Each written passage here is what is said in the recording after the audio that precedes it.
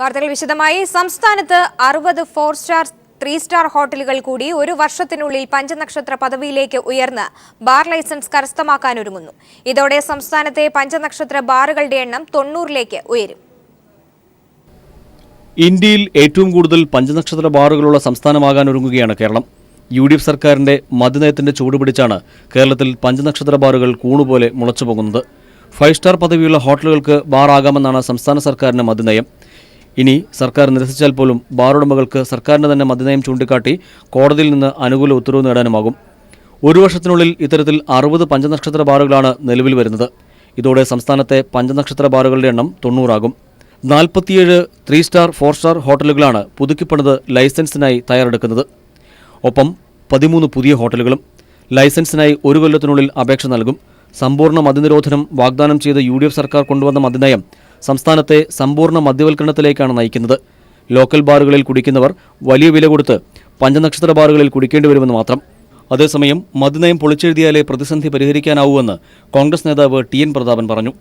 UDF government നിലവിലുള്ള മദ്യനയത്തിൽ 5 star ഹോട്ടലുകൾക്ക് ബാറുകൾ അനുവദിക്കാം എന്നുള്ളത് പുനരാലോചനയ്ക്ക് വിധേയമാക്കേണ്ട സമയമായി. പുതിയ നയം വേണം. ആ നയത്തിൽ ഒരു കാരണവശാലും 5 സ്റ്റാർ ഹോട്ടലുകൾക്ക് കൂടി ഇനി കേരളത്തിൽ ബാറുകൾ അനുവദിക്കില്ല എന്ന് തീരുമാനമെടുക്കണം. News bureau, Thiruvananthapuram. പുതിയ 8 ബാറുകൾ അനുവദിച്ച സർക്കാർ നടപടിക്കെതിരെ UDF യോഗത്തിൽ സുധീരന്റെയും കുഞ്ഞാലിക്കുട്ടിയുടെയും വിമർശനം. ബാറുകൾ അനുവദിച്ചത് തെരഞ്ഞെടുപ്പിൽ മേൽക്കൈ നഷ്ടപ്പെടുത്തിയെന്ന് സുധീരൻ. തെരഞ്ഞെടുപ്പ് സമയത്ത് ബാറുകൾ അനുവദിച്ചത് ഉചിതമായില്ലെന്ന് കുഞ്ഞാലിക്കുട്ടി. അനുവദിച്ചവ പൂട്ടാനാകില്ലെന്ന് മുഖ്യമന്ത്രിയും നിലപാടെടുത്തു. എല്ലാവർക്കും ഭക്ഷണം, വീട്, ആരോഗ്യമെന്ന പ്രഖ്യാപനത്തോടെ UDF പ്രകടന പത്രിക പുറത്തിറക്കി. പ്രകടന പത്രിക പുറത്തിറക്കാൻ ചേർന്ന UDF യോഗത്തിലാണ് പുതിയ 8 ബാറുകൾ അനുവദിച്ചതിൽ ലീഗും സുധീരനും അതൃപ്തി അറിയിച്ചത്. വലിയ വിവാദമുയർന്നതോടെയായിരുന്നു വിഷയം ചർച്ചയ്ക്കെടുത്തത്. തെരഞ്ഞെടുപ്പിലെ മേൽക്കൈ നഷ്ടപ്പെടുത്തുന്ന തീരുമാനമാണ് ഉണ്ടായതെന്ന് VM സുധീരൻ നിലപാടെടുത്തു. സുധീരനോട് യോജിച്ച PK കുഞ്ഞാലിക്കുട്ടി വ്യവസ്ഥകൾ കർക്കശമാക്കണമെന്നാവശ്യപ്പെട്ടു. തെരഞ്ഞെടുപ്പ് സമയത്ത് പുതിയ ബാറുകൾ അനുവദിച്ചത് ഉചിതമായില്ലെന്നും കുഞ്ഞാലിക്കുട്ടി പറഞ്ഞു. മദ്യനയത്തിനുള്ളിൽ നിന്നാണ് പുതിയ ബാർ ലൈസൻസ് എന്നായിരുന്നു മുഖ്യമന്ത്രിയുടെ വിശദീകരണം. അനുവദിച്ചവ പൂട്ടില്ല, പുതിയവ അനുവദിക്കില്ലെന്നും മുഖ്യമന്ത്രി പറഞ്ഞു. ഇപ്പം തീരുമാനിക്കാൻ ആവശ്യമായ നിയന്ത്രണങ്ങൾ ഏർപ്പെടുത്തുകയാണ്. കാരണം നമ്മൾ ഈ 5 സ്റ്റാർ കൊടുക്കാൻ തീരുമാനിക്കുന്ന ഒരു സാഹചര്യം തന്നെ ടൂറിസം പ്രാധാന്യവുമായിട്ട് ഉൾക്കൊണ്ടുകൊണ്ടാണ്. അപ്പം അതുമെല്ലാം ഉൾക്കൊണ്ടുകൊണ്ടുള്ള കർശനമായ നിയന്ത്രണങ്ങൾ ഉണ്ടാകും.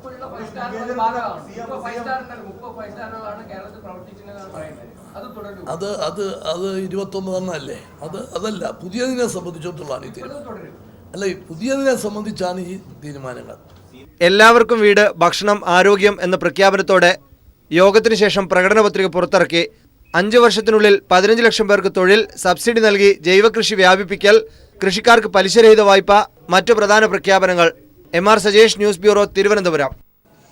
UDFന്റെ മദ്യനയം കാപട്യമാണെന്ന് പിണറായി വിജയൻ പറഞ്ഞു. മദ്യനിരോധനമല്ല, മദ്യവർജനമാണ് LDFന്റെ നയം. UDFന്റെ മദ്യനയം മൂലം മദ്യം ഒഴുകുകയാണെന്നും പിണറായി പറഞ്ഞു. ഞങ്ങൾ മദ്യനിരോധനത്തിന് ഇല്ലല്ലോ, പിന്നെ ഒരു ടാർഗറ്റ് ഡേറ്റിൻ്റെ പ്രശ്നമേ വരുന്നില്ലല്ലോ.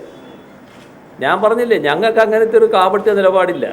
2023 അല്ല, ഇനി ഈ സഹസ്രാബ്ദം തന്നെ പൂർത്തിയായാലും കോൺഗ്രസ് ഉണ്ടാകുമെന്നുള്ളത് പറയാൻ പറ്റൂല. കോൺഗ്രസ്സിന് അങ്ങനെ ഒരു നിലപാടില്ലാതെ എല്ലാവർക്കും അറിയാലോ. അതൊക്കെ ആളുകളെ പറഞ്ഞു പറ്റിക്കുന്നതിന് വേണ്ടി എടുക്കുന്ന നിലപാട് മാത്രമാണെന്ന് എല്ലാവർക്കും അറിയാവുന്നതാണ്. സർക്കാരിന്റെ മദ്യനയത്തിൽ പൊളിച്ചെഴുത്ത് വേണമെന്ന് TN പ്രതാപൻ പറഞ്ഞു. ഇനിയൊരു 5 സ്റ്റാർ പോലും തുറക്കില്ലെന്ന് ഉറപ്പുവേണമെന്നും TN പ്രതാപൻ പ്രതികരിച്ചു. UDF ഗവൺമെന്റ് നിലവിലുള്ള മദ്യനയത്തിൽ 5 സ്റ്റാർ ഹോട്ടലുകൾക്ക് ബാറുകൾ അനുവദിക്കാം എന്നുള്ളത് പുനരാലോചനയ്ക്ക് വിധേയമാക്കേണ്ട സമയമായി. പുതിയ നയം വേണം. ആ നയത്തിൽ ഒരു കാരണവശാലും 5 സ്റ്റാർ ഹോട്ടലുകൾക്ക് കൂടി ഇനി കേരളത്തിൽ ബാറുകൾ അനുവദിക്കില്ല എന്ന് തീരുമാനമെടുക്കണം. ആ തീരുമാനമെടുക്കാനുള്ള ആലോചനയാണ് UDF നടത്തിക്കൊണ്ടിരിക്കുന്നത്. People exclusive. മദ്യരാജാവ് വിജയമല്യയ്ക്ക് സംസ്ഥാന സർക്കാർ ഭൂമി പതിച്ചു നൽകി. കഞ്ചിക്കോട് ഡിസ്റ്റിലറി തുടങ്ങാൻ വിജയമല്യയ്ക്ക് സർക്കാർ കുറഞ്ഞ വിലയ്ക്ക് പതിച്ചു നൽകിയത് 20 ഏക്കർ ഭൂമി. ഈ ഇടപാടിലൂടെ ഖജനാവിന് നഷ്ടമായത് 65 കോടിയോളം രൂപ.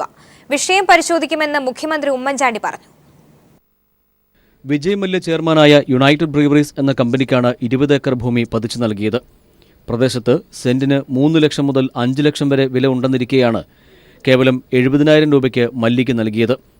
ഇടപാടിലൂടെ ഖജനാവിന് 65 കോടി രൂപയുടെ നഷ്ടമാണ് ഉണ്ടായിരിക്കുന്നത്. മല്ലിയുമായുള്ള ഇടപാടിന് പിന്നിൽ കോടികളുടെ അഴിമതി നടന്നതായും സൂചനയുണ്ട്. സമ്പൂർണ്ണ മദ്യനിരോധനം സംസ്ഥാനത്ത് നടപ്പാക്കും എന്നാവർത്തിക്കുമ്പോൾ വിജയമല്ലിയെപ്പോലുള്ളവർക്ക് ഡിസ്റ്റിലറി തുടങ്ങാൻ സൗകര്യമൊരുക്കുകയാണ് സർക്കാർ. ആദിവാസികൾ ഉൾപ്പെടെ ആയിരങ്ങൾക്ക് 1 സെന്റ് ഭൂമി പതിച്ചു നൽകാൻ സർക്കാർ നിലപാട് സ്വീകരിക്കാത്തപ്പോഴും മദ്യവ്യവസായത്തിന് കുറഞ്ഞ വിലയ്ക്ക് ഭൂമി നൽകുന്നു എന്ന വസ്തുത കൂടിയാണ് ഇപ്പോൾ പുറത്തുവരുന്നത്. 10,000 കോടിയോളം രൂപ വിവിധ ബാങ്കുകളിൽ നിന്ന് കടമെടുത്ത് രാജ്യം വിട്ട വ്യക്തി കൂടിയാണ് വിജയമല്യ. അതേസമയം വിജയമല്യയ്ക്ക് ഭൂമി നൽകിയ കാര്യം തനിക്ക് അറിയില്ലെന്ന് മുഖ്യമന്ത്രി പ്രതികരിച്ചു. മാധ്യമങ്ങളിലൂടെ കണ്ട വാർത്ത മാത്രമേ തനിക്ക് അറിയൂവെന്നും മുഖ്യമന്ത്രി പറഞ്ഞു. ഇപ്പം ഈ മീഡിയയിൽ കണ്ടതേ അറിയൂ, ഞങ്ങൾ അത് അന്വേഷിക്കുന്നുണ്ട്. അതെങ്ങനെ എന്നുള്ളത് പരിശോധിക്കും. അത് നോക്കും.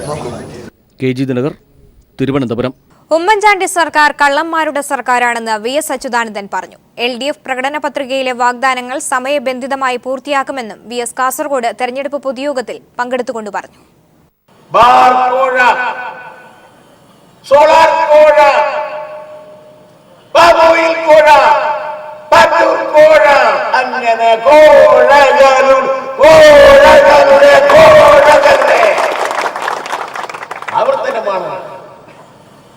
ചാണ്ടിയുടെ ഗവൺമെന്റിന്റെ ഭരണത്തിന്റെ പ്രതിപക്ഷ നേതാവ് VS അച്യുതാനന്ദന്റെ 2 ആഴ്ച നീളുന്ന സംസ്ഥാനതല തെരഞ്ഞെടുപ്പ് പ്രചാരണ പരിപാടിക്ക് കാസർഗോഡ് ജില്ലയിൽ തുടക്കമായി. സംസ്ഥാനത്തെ 14 ജില്ലകളിലും VS തെരഞ്ഞെടുപ്പ് പൊതുയോഗങ്ങളിൽ പ്രസംഗിക്കുന്നുണ്ട്. മെയ് 3-ന് തിരുവനന്തപുരത്താണ് സമാപനം. കാസർഗോഡ് ജില്ലയിലെ മഞ്ചേശ്വരം നിയോജക മണ്ഡലത്തിലെ കുമ്പളയിൽ നിന്നാണ് പ്രതിപക്ഷ നേതാവ് VS അച്യുതാനന്ദൻ 14 ദിവസം നീളുന്ന നിയമസഭാ തെരഞ്ഞെടുപ്പ് പ്രചാരണ പ്രവർത്തനത്തിന് തുടക്കം കുറിച്ചത്. തുളുനാടൻ മണ്ണ് VSന് അത്യാവശ്യപൂർവ്വം വരവേറ്റു. മുഴുവൻ ജില്ലകളിലും VS പ്രചാരണത്തിനെത്തുന്നുണ്ട്. പ്രായത്തിന്റെ അവശതകൾ അവഗണിച്ച് കൊടുംചൂടിൽ തളരാതെയാണ് VS പ്രചാരണ യോഗങ്ങളിൽ പങ്കെടുക്കുന്നത്. സംസ്ഥാന രാഷ്ട്രീയത്തിലെ ഏറ്റവും തലമുതിർന്ന നേതാവാണ് പ്രതിപക്ഷ നേതാവ് VS അച്യുതാനന്ദൻ. ഈ പ്രായത്തിൽ ഇത്തരമൊരു പ്രചാരണ പ്രവർത്തനത്തിൽ പങ്കാളിയാകുന്ന രാജ്യത്തെ തന്നെ അപൂർവം രാഷ്ട്രീയ നേതാക്കളിൽ ഒരാളാണ് VS. കേന്ദ്ര സർക്കാരിന്റെ വർഗീയ നയങ്ങൾക്കും UDF സർക്കാരിന്റെ ജനവിരുദ്ധ നയങ്ങൾക്കുമെതിരെ കേരള ജനത ഈ തെരഞ്ഞെടുപ്പിൽ വിധിയെഴുതുമെന്ന് VS പ്രസംഗങ്ങളിൽ ചൂണ്ടിക്കാട്ടുന്നു. പാവപ്പെട്ടവർക്ക് അമിതമായ വില നൽകി അരിയോ പഞ്ചസാരയോ മറ്റ് സാധനങ്ങളോ വാങ്ങി കുടുംബജീവിതം നടത്താൻ കഴിയുന്നില്ല.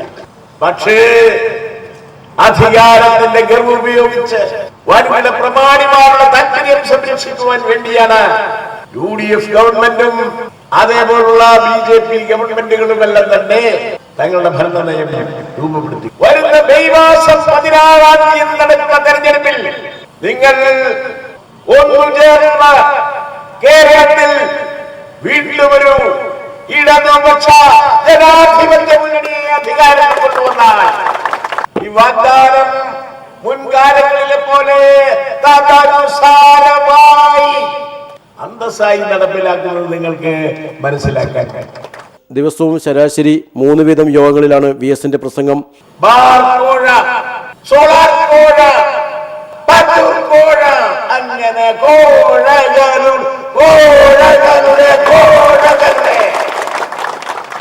ആവർത്തനമാണ് ചാണ്ടിയുടെ ഗവൺമെന്റിന്റെ ഭരണത്തിന്റെ. LDF പ്രവർത്തകരിൽ വലിയ ആവേശമാണ് VSന്റെ പ്രചാരണം നൽകുന്നത്. ഇന്ന് പുലർച്ചെ വെസ്റ്റ് കോസ്റ്റ് എക്സ്പ്രസിന് കാസർഗോഡെത്തിയ VSന് CPIM ജില്ലാ സെക്രട്ടറി KP സതീഷ് ചന്ദ്രന്റെ നേതൃത്വത്തിൽ ആവേശകരമായ വരവേൽപ്പ് നൽകി. പ്രായത്തിന്റെ അവശതകൾ മറന്ന് LDF പ്രവർത്തകർക്ക് ആവേശം പകരുവാൻ പ്രതിപക്ഷ നേതാവ് VS അച്യുതാനന്ദൻ തെരഞ്ഞെടുപ്പ് പ്രചാരണം കാസർഗോഡ് നിന്നും ആരംഭിച്ചു കഴിഞ്ഞു. ക്യാമറാമാൻ ഷൈജു ബിലാത്രിക്കൊപ്പം സണ്ണി ജോസഫ്. People exclusive. മുഖ്യമന്ത്രിക്കും മന്ത്രിമാർക്കുമെതിരായ കേസുകൾ ടോപ്പ് സീക്രട്ട് വിഭാഗത്തിലാക്കിയ ഉത്തരവ് പിൻവലിച്ചെന്ന മുഖ്യമന്ത്രിയുടെ വാദം തെറ്റ്. മുഖ്യമന്ത്രിക്കും മന്ത്രിമാർക്കുമെതിരായ കേസുകൾ ഇപ്പോഴും ടോപ്പ് സീക്രട്ട് വിഭാഗത്തിൽ തന്നെ. കഴിഞ്ഞ മാർച്ച് 22-നാണ് ഉത്തരവ് പിൻവലിക്കുന്നുവെന്ന് മുഖ്യമന്ത്രി പറഞ്ഞത്. എന്നാൽ ഈ ഏപ്രിൽ 7-ന് ലഭിച്ച വിവരാവകാശ നിയമപ്രകാരമുള്ള മറുപടി ഉത്തരവ് നിലനിൽക്കുന്നുവെന്ന് വ്യക്തമാക്കുന്നു.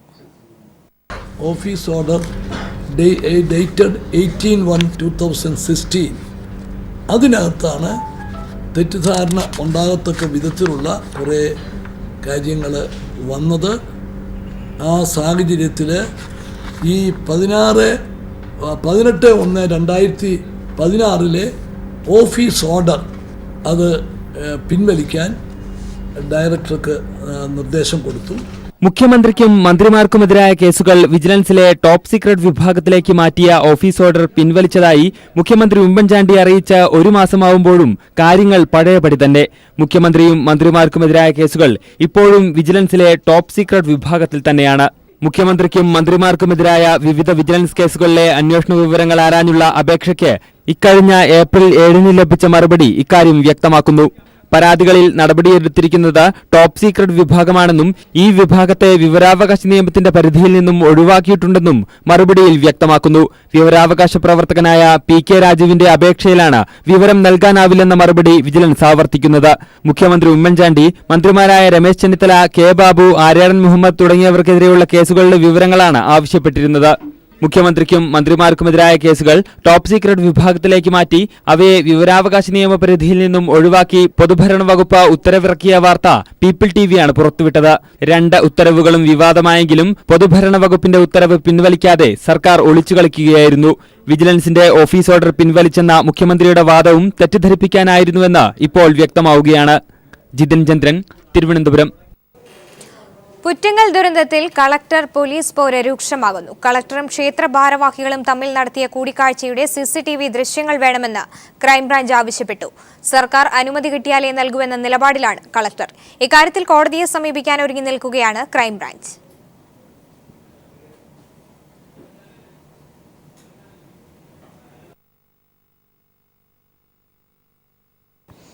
ജൈവകൃഷിയിലൂടെ വ്യത്യസ്തയാവുകയാണ് ആലപ്പുഴ ഭരണിക്കാവ് സ്വദേശി രജനി ജയദേവ്.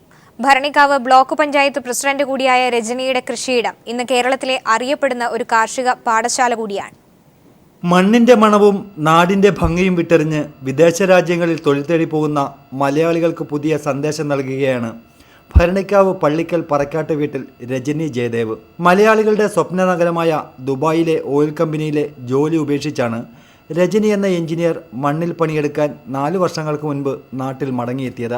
തുടക്കത്തിൽ ചില നഷ്ടങ്ങളൊക്കെ കൃഷിയിൽ ഉണ്ടായെങ്കിലും ഇതെല്ലാം അവഗണിച്ച് വാശിയോടെ ഇവർ തൻ്റെ 5 ഏക്കർ വരുന്ന ഭൂമിയിൽ കൃഷി ഇറക്കി.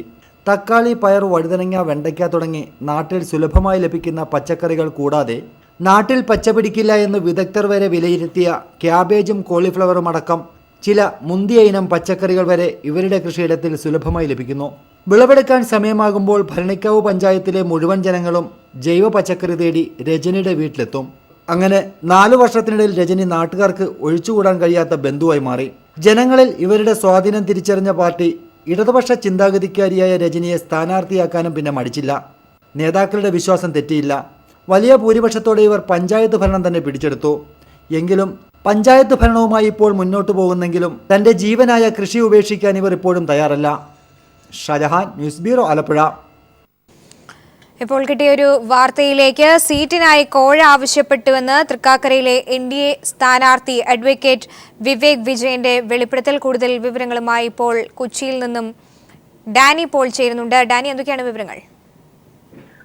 സോമി, NDA മുന്നണിയിൽപ്പെട്ട ലോക് ജനശക്തി പാർട്ടിക്കാണ് തൃക്കാക്കരയിൽ ഇക്കുറി സീറ്റ് നൽകിയിരിക്കുന്നത്. ലോക് ജനശക്തി പാർട്ടിയുടെ ജില്ലാ പ്രസിഡന്റായ അഡ്വക്കേറ്റ് വിവേക് K വിജയനാണ് ഇവിടെ മത്സരിക്കുന്നത് സ്ഥാനാർത്ഥിയായിട്ട്. ഇതിനകം തന്നെ വിവേക് വിജയൻ പ്രചരണ രംഗത്തേക്ക് കടന്നു കഴിഞ്ഞിരുന്നു. പക്ഷേ ഈ കഴിഞ്ഞ ദിവസങ്ങളിലായി വിവേക് വിജയനോട് നിരന്തരം പാർട്ടിയിലെ സംസ്ഥാന നേതൃത്വം, അതായത് LJPയിലെ ലോക് ജനശക്തി പാർട്ടിയിലെ സംസ്ഥാന നേതൃത്വം വിജയനോട് പണം ആവശ്യപ്പെട്ടു തുടങ്ങിയിരുന്നു. ഇത് പാർട്ടി ചെലവുകൾക്ക് വേണ്ടിയാണ്, തെരഞ്ഞെടുപ്പ് ചെലവുകൾക്ക് വേണ്ടിയാണ് എന്ന രീതിയിൽ ആയിരുന്നു പലകുറി പണം ആവശ്യപ്പെട്ടത്. സംസ്ഥാന നേതാക്കൾ മണ്ഡലത്തിലേക്ക് എത്തുന്നതിനും അതോടൊപ്പം തന്നെ സീനിയർ നേതാക്കളെ ഡൽഹിയിൽ നിന്ന് എത്തിക്കുന്നതിനും പണം ആവശ്യമാണെന്ന് പറഞ്ഞിരുന്നു. ഇതിനകം തന്നെ 2.5 ലക്ഷത്തോളം രൂപ വിവേക് വിജയൻ സംസ്ഥാന നേതൃത്വത്തിന് നൽകിയിട്ടുണ്ട്. പക്ഷേ കഴിഞ്ഞ ദിവസം സംസ്ഥാന പ്രസിഡന്റ് M മെഹബൂബ അദ്ദേഹത്തെ വിവേക് വിജയനെ വിളിച്ചു വരുത്തിയിട്ട് 1 കോടി രൂപ തെരഞ്ഞെടുപ്പ് ഫണ്ടിലേക്ക് നൽകണം എന്നാണ് ആവശ്യപ്പെട്ടത്. ഇത് നൽകാൻ തയ്യാറായില്ലെങ്കിൽ സ്ഥാനാർത്ഥിത്വം സ്വമേധയ ഒഴിയുകയാണെന്ന് വ്യക്തമാക്കി കത്ത് നൽകണമെന്ന് വിവേകിനോട് ആവശ്യപ്പെടുകയുണ്ടായി. ഇതിൽ നിന്നാണ് വിവേകിന് മനസ്സിലാകുന്നത് ഇതൊരു പേയ്മെന്റ് സീറ്റ് എന്ന സങ്കല്പത്തിലേക്ക് ഇത് മാറുകയാണ്. പണം നൽകിയാൽ മാത്രം സ്ഥാനാർത്ഥിയാകാൻ കഴിയുള്ളൂ എന്നാണ് ഇപ്പോൾ സംസ്ഥാന നേതൃത്വത്തിന്റെ തന്നെ നിലപാട്. ഇല്ലായെങ്കിൽ മറ്റൊരു സ്ഥാനാർത്ഥി ഇവർ കണ്ടുവച്ചിട്ടുണ്ട് എന്നും വിവേക് തന്നെ പറയുന്നു. ഈ വ്യാഴാഴ്ച, അതായത് ഈ അടുത്ത ദിവസങ്ങളിൽ തന്നെ 1 കോടി രൂപ സംസ്ഥാന നേതൃത്വത്തിന് കൈമാറാൻ തയ്യാറായില്ലെങ്കിൽ വിവേക് വിജയനോട് സ്ഥാനാർത്ഥിത്വത്തിൽ നിന്ന് മാറി നിൽക്കണം എന്നാവശ്യപ്പെട്ടിട്ടുണ്ട്. എന്നാൽ എന്തിനാണ് ഇത്രയും വലിയ തുക എന്ന് വിവേക് ചോദ്യം ഉന്നയിക്കുമ്പോഴും അല്ലെങ്കിൽ തെരഞ്ഞെടുപ്പിന്റെ മുഴുവൻ ചെലവുകളും സ്ഥാനാർത്ഥിയാണോ വഹിക്കേണ്ടതെന്ന കാര്യങ്ങൾ ചോദിക്കുമ്പോഴും സംസ്ഥാന നേതൃത്വം വ്യക്തമായ ഉത്തരം നൽകുന്നില്ല. അതോടൊപ്പം തന്നെ NDA എന്നത് BJP നേതൃത്വം നൽകുന്ന മുന്നണിയാണ്.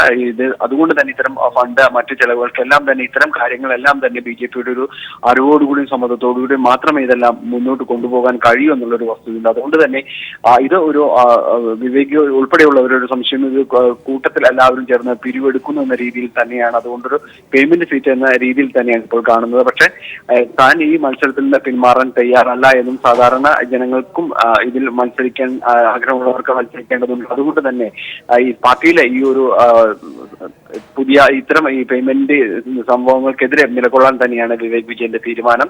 എന്തു വന്നാലും സ്ഥാനാർത്ഥിത്വത്തിൽ ഉറച്ചു നിൽക്കുന്നു. പണം നൽകാൻ യാതൊരു രീതിയിൽ തയ്യാറുമല്ല എന്ന് വിവേക് വിജയൻ വ്യക്തമാക്കുകയുമുണ്ടായി. എന്തായാലും ഈ ഒരു വിവാദം ഇപ്പോൾ വലിയ രീതിയിൽ ഒരു രാഷ്ട്രീയ രംഗത്ത് തന്നെ പ്രചാരം വരികയാണ്. വലിയൊരു കോലാഹലത്തിലേക്ക് ഇത് മാറിക്കൊണ്ടിരിക്കുകയും ചെയ്യുകയാണ്. സോമി. ഡാനി പോളാണ് കൊച്ചിയിൽ നിന്നും വിവരങ്ങൾ നൽകിയത്. CPIM പോളിറ്റ് ബ്യൂറോ അംഗം പിണറായി വിജയൻ രചിച്ച നവകേരളത്തിലേക്ക് എന്ന പുസ്തകം പ്രകാശനം ചെയ്തു. നവകേരള മാർച്ചിനോടനുബന്ധിച്ച് രചിച്ച വികസനം സംബന്ധിച്ച കുറിപ്പുകളുടെ സമാഹാരമാണിത്. തിരുവനന്തപുരത്ത് നടന്ന ചടങ്ങിൽ ചരിത്രകാരൻ ഡോക്ടർ KN പണിക്കരാണ് പുസ്തകം പ്രകാശനം ചെയ്തത്. CPIM പോളിറ്റ് ബ്യൂറോ അംഗം പിണറായി വിജയൻ നയിച്ച നവകേരള മാർച്ചിനോടനുബന്ധിച്ച് അദ്ദേഹം രചിച്ച കുറിപ്പുകളുടെ സമാഹാരമാണ് നവകേരളത്തിലേക്ക്. കേരള വികസനം സംബന്ധിച്ചാണ് കുറിപ്പുകൾ. ചരിത്രകാരൻ KN പണിക്കർ സഖി വിമൻസ് റിസോഴ്സ് സെന്ററിലെ ഏലിയാമ്മ വിജയന് ആദ്യ പ്രതി നൽകി പുസ്തക പ്രകാശനം നിർവഹിച്ചു.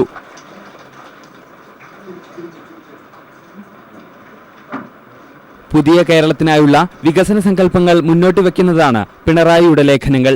ആധുനിക കാലത്ത് നമ്മുടെ സമൂഹം നേരിടുന്ന അനേകം പ്രശ്നങ്ങളുണ്ട്.